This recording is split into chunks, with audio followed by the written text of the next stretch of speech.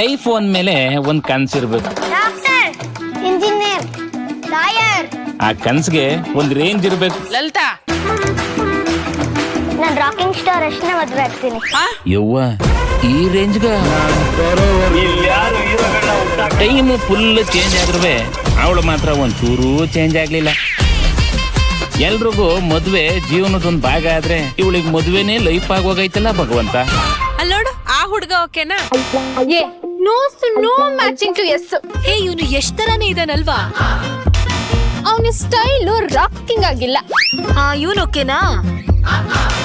No ದಾಡಿ, no man. ಈ ಲಲಿತನ್ ಸ್ವಲ್ಪ ಓವರ್ ಆಯ್ತಲ್ವಾ? I only look this much. ಇನ್ ನನ್ ಹೀರೋ ಹೇಗಿರ್ಬೇಕು? ಜೀವನನೇ ಒಂದ್ ಸಿನಿಮಾ ಅನ್ಕೊಂಡ್ರ ಇವಳು ಕನ್ಸಿನ ಹೀರೋ ಇವಳಿಗೆ ಸಿಗ್ತಾನ. ಬರ್ತೈತೆ ಹೊಸ ಕತೆ. ಜೈ ಲಲಿತಾ ಶೀಘ್ರದಲ್ಲಿ.